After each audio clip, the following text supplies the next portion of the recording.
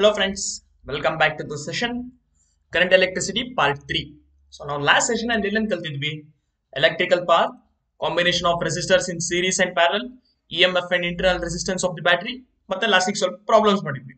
So ಇವತ್ತೇನನ್ ಕಲ್ಯಾಣ ಅಂದ್ರೆ cells in series and parallel, Kirchhoff rules ಮತ್ತೆ ವಿಟ್ಸ್ಟೋನ್ bridge. So ನಾವು ನಿನ್ನೆ ಕಲ್ತಿದ್ದ ಫಾರ್ಮುಲಾ ಮೇಲೆ ಅಂದ್ರೆ internal resistance of A battery formula ಮೇಲೆ ಒಂದು ಪ್ರಾಬ್ಲಮ್ ನೋಡೋಣ. A network of resistors is connected to a 16-volt battery with internal resistance of 1 ohm as shown in the figure. Compute the equivalent resistance of the network. First question. Second, obtain the current in each resistor. Next, obtain the voltage drops, that is VA, VB and VC. So, this is circuit. So, now we again first A question solve. That is equivalent resistance. So simple. ಈಗ ನೋಡಿ ಇದೆಲ್ಲ resistance ಇದೆ. So ನಾವು ನೋಡಿದ ತಕ್ಷಣ ಹೇಳ್ಬೋದು ಇದೆರಡು parallel ಇದೆ. So 1/4 plus 1/4 that is equal to 1/2, but reciprocal is 2. Answer is 2 ohms. Next 1 ohm, next 12 ಮತ್ತೆ 6 ಪ್ಯಾರಲ್ ಅಲ್ಲಿ. So 1/12 plus 1/6 that is 4 ohms. So ಈಗ ಎರಡು ಎಲ್ಲ ಆದ್ಮೇಲೆ ಈ ಮೂರು ಸೀರೀಸ್ ಅಲ್ಲಿ ಇದೆ. So we will add 2 plus 4 plus 1 that is 7 ohms. ಇಲ್ಲಿ total resistance. So first question answer ಏನೋ 7 ohms. ಸೊ ಸೆಕೆಂಡ್ ಕ್ವಶನ್ ಗಿಂತ ಮುಂಚೆ ನಾವು ಥರ್ಡ್ ಕ್ವಶನ್ ಸಾಲ್ವ್ ಮಾಡೋಣ. Obtain the voltage drops VA, VB and VC, VD. So ಈ VBAB, VAB ಮತ್ತೆ VBC ಮತ್ತೆ VCD ಈ ಎಲ್ಲಾ ಪೊಟೆನ್ಶಿಯಲ್ಸ್ ನಾವು ಕಂಡುಹಿಡಬೇಕು. ಹೇಗೆ ಕಂಡುಹಿಡಿಯೋದು? ತುಂಬಾ simple. So V is equal to IR, ನಮಗೆ ಫಾರ್ಮುಲಾ ಗೊತ್ತು. So first VAB, so VAB is equal to IAB ಅಂದ್ರೆ ಈ ಕರೆಂಟ್ ಪಾಸ್ ಆಗ್ತಿರೋ current into RAB.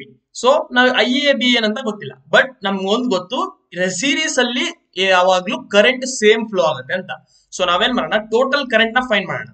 So I total is equal to E divided by R plus R, ಅಂದ್ರೆ small r ಏನು internal resistance of battery.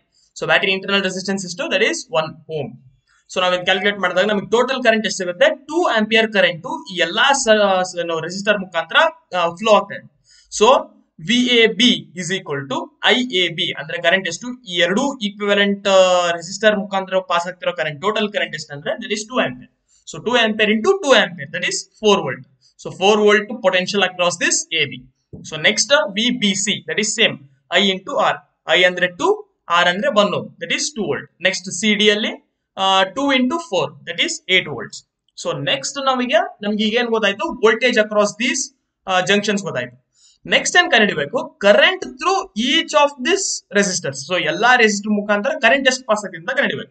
So ನಮಗೆ VAB ಗೊತ್ತು, ಎಷ್ಟದು? 4 volts. So 4 volt is equal to, ಇದು ಇನ್ನೊಂದು point, ಇಲ್ಲಿ ಎರಡು ಪ್ಯಾರಲ್ ಎರಡು ರೆಸಿಸ್ಟರ್ ಪ್ಯಾರಲ್ ಕನೆಕ್ಷನ್ ಆಗಿದೆ. ಸೊ ಪ್ಯಾರಲ್ ಅಲ್ಲಿ ಏನಿರುತ್ತೆ? ವೋಲ್ಟೇಜ್ ಸೇಮ್ ಇರುತ್ತೆ. therefore VAB is equal to current I passing through this 4 ohm resistor into the resistance that is 4 ohm. So 4 volt is equal to I into 4, that is ನಮ್ಗೆ I ಎಷ್ಟು ಸಿಗುತ್ತೆ? 1 ಸಿಗುತ್ತೆ. ಆದ್ರೆ ಇಲ್ಲೂ ಕೂಡ 4 ohm ಇರೋದ್ರಿಂದ equal current divide ಆಗುತ್ತೆ. So I1 and I2 is equal to 1 ampere. Next VBC. So I into R which is equal to 2. ಇಲ್ಲಿ ನೋಡಿ, ಪೊಟೆನ್ಶಿಯಲ್ ಡಿಫರೆನ್ಸ್ ಎಷ್ಟು? That is 2 which is equal to current passing through it I into R. IBC ಎಷ್ಟು? 2 ampere. Next same ಮೇಲ್ಗಡೆ ಮಾಡಿದಂಗೆ next I into R that is equal to first 12 ohm resistor ಮುಖಾಂತರ ಎಷ್ಟು current pass ಆಗ್ತಿದೆ ಕಂಡುಹಿಡೋಣ. that is 8 volt is equal to 12 into, so I passing through 12 ohm resistor into 12 ohms. that is current passing through the 12 ohm resistor is 2/3 ampere. next same ಅದೇ case through 6 ohm ಎಷ್ಟು current pass ಆಗಿದೆ ಅಂತ. that is 8 is equal to I through 6 ampere into 6 which is equal to 4/3 amperes. So next cells in series and parallel. So ನಾವು ಹೇಗೆ resistors ನ series ಮತ್ತೆ parallel ಅಂತ consider ಮಾಡ್ತೀವೋ ಅದೇ ರೀತಿ ಸೆಲ್ಸ್ ನು ಕೂಡ ಸೀರೀಸ್ ಮತ್ತೆ ಪ್ಯಾರಲಲ್ ಆಗಿ ಕನೆಕ್ಟ್ ಮಾಡಬಹುದು. So first E1 and E2 are the EMF of the two cells. So ನಾವು ಎರಡು ಸೆಲ್ ನ ಕನ್ಸಿಡರ್ ಮಾಡ್ತೀವಿ. ಅದು ಎರಡು EMF ಏನಂದ್ರೆ E1 ಮತ್ತೆ E2 and their internal resistance is R1 and R2 respectively. So VAB is equal to, so potential difference across this first cell is equal to VA minus VB, that is E1 minus IR1. ಯಾಕಂದ್ರೆ potential difference ನಮಗೆ ಏನಿರುತ್ತೆ? E1 minus the internal resistance. So voltage drop total EMF, either total EMF minus the voltage drop due to internal resistance, that is IR1. Similarly, VB is equal to VB minus VC. So ಈ second cell ನಡುವೆ ಎಷ್ಟು potential difference ಇರುತ್ತೆ ಅಂದ್ರೆ E2 minus IR2. Hence the potential difference between the terminals A and C of the combination is so VAC. So total potential difference ಎಷ್ಟಿದೆ ಅಂದ್ರೆ ನಾವು ಇದನ್ನ ಏನ್ ಮಾಡಬಹುದು ಅಂದ್ರೆ ಒಂದು ಟೆಕ್ನಿಕ್ ಯೂಸ್ ಮಾಡಬಹುದು, that is add and subtract V of B. So add ಮತ್ತೆ ಸಬ್ಟ್ರಾಕ್ಟ್ ಮಾಡಿದ್ರೆ ಈ ಟರ್ಮ್ ಏನು ಡಿಫರೆನ್ಸ್ ಆಗಲ್ಲ, ಯಾಕಂದ್ರೆ ನಾವು ಇದನ್ನ ಆಡ್ ಮಾಡಿದ್ರೆ ಕೊನೆಗೆ ಏನ್ ಸಿಗುತ್ತೆ, ಎರಡು ಕ್ಯಾನ್ಸಲ್ ಆಗ್ಬಿಟ್ಟು VA minus VC ಸಿಗುತ್ತೆ. ಆದ್ರೆ ನಾವು ಇಲ್ಲಿ ಈ ವ್ಯಾಲ್ಯೂಸ್ ಸಬ್ಸ್ಟಿಟ್ಯೂಟ್ ಮಾಡೋದ್ರ ಕಾರಣದಿಂದ so VA minus VB is E1 minus R1 plus VB minus VC ಅಂದ್ರೆ E2 minus R2. ಸೊ ನಾವು I ಕಾಮನ್ ತೆಗೆದ್ರೆ E1 plus E2 minus I into R1 plus R2. So if we replace the combination of a single cell by a single cell between A and C, that is E equivalent. So ಎರಡು cell ನ ತೆಗೆದ್ಬಿಟ್ಟು ಇದ್ರ equivalent cell ನ place ಮಾಡಿದ್ರೆ that is E equivalent, ಮತ್ತೆ internal resistance, equivalent internal resistance R equivalent. So the VAC will be is equal to E equivalent minus IR equivalent. So ಈ ಎರಡು equation ನಾವು ಕಂಪೇರ್ ಮಾಡಿದಾಗ ಏನ್ ಸಿಗುತ್ತೆ, E equivalent is equal to E1 plus E2, I common ಇದೆ, so R equivalent is equal to R1 plus R2. So ನಮಗೆ ಏನ್ ಸಿಗುತ್ತೆ, equivalent EMF is E1 plus E2 ಮತ್ತೆ equivalent resistance is R1 plus R2. So ನಾವೇನಾದ್ರೂ infinite resistors ನ connect ಮಾಡಿದ್ರೆ E1 plus E2 plus E3 plus .En. So infinite resistors ಇದ್ರೆ E1 plus E2 plus R1 plus R2 plus etcetera till Rn. So ನಾವು ಈಗ ಏನಾದ್ರೂ ಈ cell ನ ಉಲ್ಟಾ ಕನೆಕ್ಟ್ ಮಾಡಿದ್ರೆ ಏನಾಗುತ್ತೆ, so instead if we connect the two negatives and two positive electrodes, the equation would change into VBC is equal to minus ER2 minus IR2 and we will get E equivalent is equal to E1 minus E2. So ಇಲ್ಲಿ ಏನಿತ್ತು ನಮಗೆ E1 plus E2 ಇತ್ತು. So ಈ next ಉಲ್ಟಾ connect ಮಾಡಿದ್ರೆ ಅದೇ ಬ್ಯಾಟರಿನ ನಮ್ಗೆ ಏನ್ ಸಿಗುತ್ತೆ, E1 minus E2. If E1 is greater than E2, then it is E1 minus E2. If it is less than E2, then it is E2 minus E1. So next case of parallel combination. So parallel combination ಅಲ್ಲಿ ಏನಾಗುತ್ತೆ, voltage same ಇರುತ್ತೆ, same case ನಾವು resistor ಅಲ್ಲಿ ಹೇಗೆ ಮಾಡಿದ್ವಿ ಹಾಗೆ voltage same ಇರುತ್ತೆ, EMF same ಇರುತ್ತೆ, ಬಟ್ ಏನಾಗುತ್ತೆ ಇಲ್ಲಿ ಕರೆಂಟ್ ಡಿವೈಡ್ ಆಗುತ್ತೆ ಎರಡು ಕಡೆಯಿಂದ. So let I1 and I2 are the currents leaving from the positive electrode of the cell at the point B1. So ಈ ಪಾಯಿಂಟ್ ನಾವು B1 ಕನ್ಸಿಡರ್ ಮಾಡಿದ್ರೆ I1 and I2 flows in, whereas the current I flows out. Since as much charge flows out we have, so ಇಲ್ಲಿ ಎಲ್ಲ ಇದು I1 ಮತ್ತೆ I2 ಸೇರ್ಬಿಟ್ಟು I ಗೆ contribute ಮಾಡ್ತಿರೋದ್ರಿಂದ so I is equal to ಈ branch currents, that is I1 plus I2. Let B1 VB1 and VB2 are the potentials at B1 and B2 respectively. Then considering the first cell, the potential difference across the terminals VB1 and VB2 is VB1 minus VB2. So first cell ನ consider ಮಾಡೋದಾದ್ರೆ ಇದರ ನಡುವೆ ಇರತಕ್ಕಂತ potential difference ಎಷ್ಟು, VB1 minus VB2 which is equal to E1 minus IR2. ಹಾಗೆ second cell ನ consider ಮಾಡಿದ್ರೆ VB1 minus VB2 same potential, ಏನಕ್ಕಂದ್ರೆ ಅದು ಪ್ಯಾರಲಲ್ ಆಗಿದೆ, so it is E2 minus IR2. So combining the last three equation, so ಈ ಒಂದು ಎರಡು ಮತ್ತೆ ಈ ಮೂರು ಈಕ್ವೇಶನ್ ನ ಕಂಬೈನ್ ಮಾಡಿದ್ರೆ ಸೊ ಇದರಲ್ಲಿ IR1 ಮತ್ತೆ IR2 ಗೆ ನಾವು ಈ ಈಕ್ವೇಶನ್ ಸಾಲ್ವ್ ಮಾಡಿಬಿಟ್ಟು ಈ ಈಕ್ವೇಶನ್ ಅಲ್ಲಿ ಸಬ್ಸ್ಟಿಟ್ಯೂಟ್ ಮಾಡಿದ್ರೆ we will get E1 minus, so ಈ ಈಕ್ವೇಶನ್ ನಮ್ಗೆ ಸಿಗುತ್ತೆ. Hence V is given by, so V is equal to E into R2 plus ಇದನ್ನ ಸಾಲ್ವ್ ಮಾಡಿದೀವಿ ಅಷ್ಟೇ, ಏನು ಮಾಡಿಲ್ಲ, E into E1 R2 plus E2 R1 by R1 plus R2 minus I into R1 R2 by R1 plus R2. So next same case, ಈ ಎರಡು cell ತೆಗೆದ್ಬಿಟ್ಟು ನಾವು equivalent cell ನ ಪ್ಲೇಸ್ ಮಾಡಿದ್ರೆ ನಮಗೆ ಏನ್ ಸಿಗುತ್ತೆ, that is E equivalent minus R equivalent. So ಈ ಎರಡು ಈಕ್ವೇಶನ್ ನ ಕಂಪೇರ್ ಮಾಡಿದ್ರೆ ಈ ಈಕ್ವೇಶನ್ ಮತ್ತೆ ಈ ಈಕ್ವೇಶನ್ ನ ಕಂಪೇರ್ ಮಾಡೋದಾದ್ರೆ ನಮ್ಗೆ ಏನ್ ಸಿಗುತ್ತೆ, E equivalent is equal to E1 R2 plus E2 R1 by R1 plus R2 and R equivalent is equal to R2 R1 by R1 plus R2. So ಇದನ್ನ ಇನ್ನೂ ಸಿಂಪಲ್ ಆಗಿ ಬರಿಬೇಕಂದ್ರೆ 1 by R equivalent is equal to 1 by R1 plus 1 by R2 ಮತ್ತೆ E equivalent by R equivalent is equal to E1 by R1 plus E2 by R2. So ಏನಕ್ಕೆ ಬರುತ್ತವೆ ಅಂದ್ರೆ ಅಕಸ್ಮಾತ್ ಅಲ್ಲಿ ಏನಾದ್ರು ಜಾಸ್ತಿ ಸೆಲ್ಸ್ ಇದ್ರೆ, ಒಂದ್ 3-4 ಸೆಲ್ಸ್ ಇದ್ರೆ ನಾವೇನ್ ಬರೀಬಹುದು, E equivalent is equal to 1 by R1 plus 1 by R2 plus 1 by R3 etcetera etcetera. ಅದೇ E equivalent by R equivalent ಇದ್ರೆ E1 by R1 plus E2 by R2 plus E3 by R3 etcetera etcetera. So ಇದರಿಂದ ನಾವು E equivalent ನ ಕಂಡುಹಿಡಿಯಬಹುದು. But R equivalent value ಎಲ್ಲಿಂದ ಸಿಗುತ್ತೆ, ಈ equation ಇಂದ R equivalent ವ್ಯಾಲ್ಯೂ ಸಿಗುತ್ತೆ. Next concept Kirchhoff rules. So Kirchhoff rules ಅಲ್ಲಿ ತುಂಬಾ ಇಂಪಾರ್ಟೆಂಟ್ ರೂಲ್ಸ್, ಏನಕ್ಕಂದ್ರೆ ಇದರಿಂದ ನಾವು ಎಷ್ಟೊಂದು ಕಾಂಪ್ಲೆಕ್ಸ್ ಸರ್ಕ್ಯೂಟ್ಸ್ ನ ಈಸಿಯಾಗಿ ಸಾಲ್ವ್ ಮಾಡಬಹುದು without applying it is an application of Ohm's law ಅಂತ ಹೇಳ್ಬೋದು. ಸೊ ಓಮ್ಸ್ ಲಾ ಯೂಸ್ ಮಾಡೋದ್ರಿಂದ ನಮಗೆ ಕನ್ಫ್ಯೂಸ್ ಆಗ್ಬೋದು ಎಲ್ಲಾ ಪಾಯಿಂಟ್ಸ್ ಓಮ್ಸ್ ಲಾ ಯೂಸ್ ಮಾಡೋದ್ರಿಂದ. ಬಟ್ ಕಿರ್ಚಾಫ್ ರೂಲ್ ಅಲ್ಲಿ ಅಟ್ ಎ ಟೈಮ್ ನಾವು ಎಷ್ಟೊಂದು ಸರ್ಕ್ಯೂಟರಿ ಎಲಿಮೆಂಟ್ಸ್ ನ ಸಾಲ್ವ್ ಮಾಡಬಹುದು. ಸೊ ಫಸ್ಟ್ ರೂಲ್ ಏನಂದ್ರೆ ಜಂಕ್ಷನ್ ರೂಲ್. ಸೊ ಏನ್ ಜಂಕ್ಷನ್ ರೂಲ್ ಏನ್ ಹೇಳುತ್ತೆ, at any junction the sum of the currents entering the junction is equal to the sum of the currents leaving the junction. So ಎಷ್ಟು current ಆ node ಗೆ ಆ junction ಗೆ ಒಳಗ್ ಬರ್ತದೆ, so this is called junction. ಅಂದ್ರೆ example ತೋರಿಸ್ಬೇಕಂದ್ರೆ circuit ಅಲ್ಲಿ this is called as junction.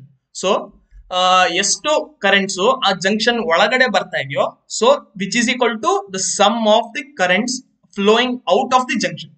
ಬರೆಯೋದಾದ್ರೆ ಹೆಂಗ್ ಬರಿತೀವಿ, ಈ ಪಾಯಿಂಟ್ ಕನ್ಸಿಡರ್ ಮಾಡಿದ್ರೆ ಒಳಗಡೆ ಎಷ್ಟು ಬರ್ತಾ ಇದೆ, I1 I2 and I3 are coming inside to the junction plus which is equal to current flowing out of the junction, that is I4 plus I5. So now in the kade kalsidre I1 plus I2 plus I3 is equal to I4 plus I5.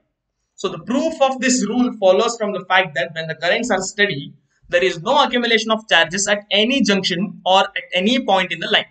Thus the total current flowing in, that is which the rate at which charge flows into the junction must equal to the charge current flowing out. So ಇದಕ್ಕೆ proof ಎಲ್ಲಿಂದ ಬಂತು ಅಂದ್ರೆ, ಇದು it is a known fact that current ಯಾವಾಗ steady ಇರುತ್ತೋ, so ಯಾವಾಗ current continuous ಆಗಿ flow ಆಗ್ತಾ ಇರುತ್ತೋ, then there will be no accumulation of the charges. ಏನಕ್ಕಂದ್ರೆ ಚಾರ್ಜಸ್ ಫ್ಲೋ ಆದ್ರೇನೆ ಕಂಟಿನ್ಯೂಸ್ ಆಗಿ ಕರೆಂಟ್ ಕಂಟಿನ್ಯೂಸ್ ಆಗಿ ಫ್ಲೋ ಆಗೋದು. ಸೊ ಇದ್ರಲ್ಲೆಲ್ಲೂ ಯಾವ್ದೇ ಒಂದು ಪಾಯಿಂಟ್ ಅಲ್ಲಿ ಚಾರ್ಜಸ್ ಅಲ್ಲೇ ಇರಲ್ಲ, ಮೂವ್ ಆಗ್ತಾನೆ ಇರುತ್ತೆ. ದೇರ್ ಫೋರ್ ಟೋಟಲ್ ಕರೆಂಟ್ ಎಷ್ಟು ಬರ್ತಾ ಇರುತ್ತೋ ಅಷ್ಟು ಚಾರ್ಜಸ್ ಹೊರಗಡೆ ಹೋಗ್ತಾ ಇರುತ್ತೆ. And this rule also resembles the conservation of charge. ಏನಕಂದ್ರೆ ಇಲ್ಲೆಲ್ಲೂ ಚಾರ್ಜ್ ಹೊರಗೆ ಹೋಗ್ತಾ ಇದೆ, ಸೊ ಎಷ್ಟು ಚಾರ್ಜ್ ಬರ್ತಾ ಇದೆಯೋ ಅಷ್ಟು ಚಾರ್ಜ್ ಹೊರಗಡೆ ಹೋಗ್ತಾ ಇದೆ. ಇಲ್ಲಿ ಏನು ಚಾರ್ಜ್ ಎಸ್ಟ್ರಾ ಆಗ್ತಿಲ್ಲ ಅಥವಾ ಚಾರ್ಜ್ ಕ್ರಿಯೇಟ್ ಕೂಡ ಆಗ್ತಾ ಇಲ್ಲ. ನೆಕ್ಸ್ಟ್ ರೂಲ್ ಏನಂದ್ರೆ loop rule or voltage law ಅಂತ.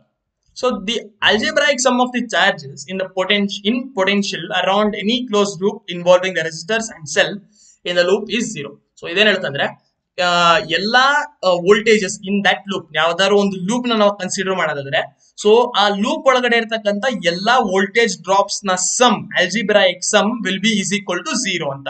ಸೊ ನಾವು ಇಂದು ಲೂಪ್ ಕನ್ಸಿಡರ್ ಮಾಡಿದ್ರೆ ABCD ಇದರಲ್ಲಿ 4 ರೆಸಿಸ್ಟರ್ಸ್ ಇದೆ. So potential drops across all these resistors, that is VAB, VBC, VCD, VDA is equal to 0. This rule is also obvious since the electric potential is dependent on the location of the point. Correct. ಯಾಕಂದ್ರೆ potential difference electric potential ಯಾವಾಗಲೂ location ಮೇಲೆ depend ಆಗಿರುತ್ತೆ. Thus starting at any point, if we come back to the same point, the total change must be 0. So ನಾವು ಯಾವುದೇ ಒಂದು point ಅಲ್ಲಿ start ಮಾಡಿ ಅದೇ ಪಾಯಿಂಟ್ ಅಲ್ಲಿ ಎಂಡ್ ಮಾಡಿದ್ರೆ, ಸೊ ಟೋಟಲ್ ಚೇಂಜ್ ಏನಾಗುತ್ತೆ, that will be 0. ಏನಕ್ಕಂದ್ರೆ ಇಟ್ ಈಸ್ ಕನ್ಸರ್ವೇಟಿವ್ ಫೀಲ್ಡ್. ನಾವು ಮುಂಚೆ ಕಲ್ತಿದ್ವಿ electric field is a conservative field ಅಂತ.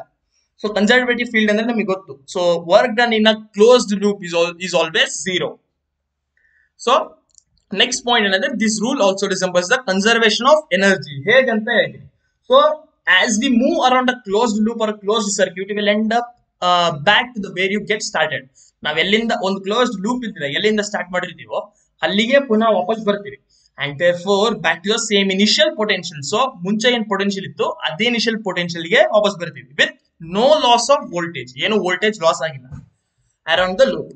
Hence the voltage drop around the loop must be equal to any voltage source met along the way. So ಈ ಎಷ್ಟು voltage drop ಆಗಿರುತ್ತೋ which is equal to any voltage source. Suppose ನಾವ್ ಏನಾದ್ರೂ ಒಂದು cell ಇಟ್ರೆ, battery ಇಟ್ರೆ, ಎಲ್ಲಾ voltage drops will be is equal to the EMF of the battery or the voltage of that battery. So some of the rules to be followed by using the loop rule. ಸ್ವಲ್ಪ rules ನಾವು follow ಮಾಡಬೇಕು. So ಇದನ್ನ follow ಮಾಡಿದ್ರೆ ನಮ್ಗೆ ಈಸಿಯಾಗಿ calculate ಮಾಡಬಹುದು ಅಂತ ಅಷ್ಟೇ, ಇದನ್ನೇ ಮಾಡ್ಬೇಕಂತ ಇಲ್ಲ, ರೂಲ್ ಇಲ್ಲ. ಏನಂದ್ರೆ ಅಕಸ್ಮಾತ್ ಯಾವ್ದಾದ್ರು ವೋಲ್ಟೇಜ್ ಸೋರ್ಸ್ ಇದ್ರೆ, ಸೊ ಆ ಟೈಮಲ್ಲಿ ನಾವು ವೋಲ್ಟೇಜ್ ನ ಯಾವ ತರ ತಗೋಬೇಕು, ಪಾಸಿಟಿವ್ ತಗೋಬೇಕು, ನೆಗೆಟಿವ್ ತಗೋಬೇಕಂದ್ರೆ ನಾವೇನಾದ್ರೂ ಈ ಡೈರೆಕ್ಷನ್ ಇಂದ ಪಾಸಿಟಿವ್ ಟು ನೆಗೆಟಿವ್ ಡೈರೆಕ್ಷನ್ ಅಲ್ಲಿ ಟ್ರಾವೆಲ್ ಮಾಡಿದ್ರೆ ಲೂಪ್ ನ ಕನ್ಸಿಡರ್ ಮಾಡ್ಬೇಕಾದ್ರೆ then voltage will be negative. So ಯಾಕಂದ್ರೆ this is positive, this is negative side. So higher potential ಇಂದ ನಾವು ಲೋಯರ್ ಪೊಟೆನ್ಶಿಯಲ್ ಇಳಿತಾ ಇದ್ವಿ, therefore ಇಟ್ ಈಸ್ ನೆಗೆಟಿವ್. ಅದೇ ನಾವು ನೆಗೆಟಿವ್ ಪೊಟೆನ್ಶಿಯಲ್ ಮೈನಸ್ ಇಂದ ಪಾಸಿಟಿವ್ ಹೋಗ್ಬೇಕಾದ್ರೆ that voltage will B positive. ಅದೇ ನಾವು ಕರೆಂಟ್ ಪಾಸ್ ಆಗ್ತಾ ಇದೆ ಈ ಸೈಡ್ ಅಲ್ಲಿ ಥ್ರೂ ರೆಸಿಸ್ಟರ್ ಆರ್. ಸೊ ನಾವು ಕರೆಂಟ್ ಪಾಸ್ ಆಗ್ತಾ ಇರ್ತಕ್ಕಂಥ ಡೈರೆಕ್ಷನ್ ಅಲ್ಲೇ ಹೋದ್ರೆ ದಟ್ ಈಸ್ -IR. ಆದ್ರೆ ನಾವೇನಾದ್ರೂ ಆಪೋಸಿಟ್ ಡೈರೆಕ್ಷನ್ ಬಂದ್ರೆ, ಯಾಕಂದ್ರೆ ಕರೆಂಟ್ ಡೈರೆಕ್ಷನ್ ಹೀಗಿದೆ, ನಾವು ಆಪೋಸಿಟ್ ಡೈರೆಕ್ಷನ್ ಅಲ್ಲಿ ಲೂಪ್ ಕನ್ಸಿಡರ್ ಮಾಡಿದ್ರೆ ದಟ್ ಈಸ್ ಪಾಸಿಟಿವ್ IR. ಒಂದು ಸರ್ಕ್ಯೂಟ್ ನ ತಗೊಂಡು ಕಿರ್ಚಾಫ್ ಲಾ ನ ಅನಲೈಸ್ ಮಾಡೋಣ. ಸೊ ಫಸ್ಟ್ ಲೂಪ್ ನ ನಾನು ಏನ್ ಕನ್ಸಿಡರ್ ಮಾಡ್ತೀನಿ, ಫಸ್ಟ್ ಲೂಪ್ ನ ಕ್ಲಾಕ್ ವೈಸ್ ಡೈರೆಕ್ಷನ್ ನ ಕನ್ಸಿಡರ್ ಮಾಡ್ತೀನಿ.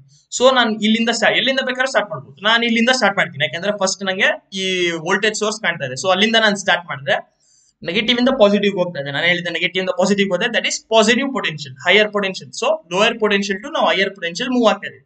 That is plus V minus, ಯಾಕಂದ್ರೆ ಸೇಮ್ ಡೈರೆಕ್ಷನ್ ಹೋಗ್ತಾ ಇದೆ, ನಮ್ ಡೈರೆಕ್ಷನ್ ಕೂಡ ಸೇಮ್ ಡೈರೆಕ್ಷನ್, ಕರೆಂಟ್ ನ ಸೇಮ್ ಡೈರೆಕ್ಷನ್ ಅಲ್ಲೇ ಹೋಗ್ತಾ ಇದೆ.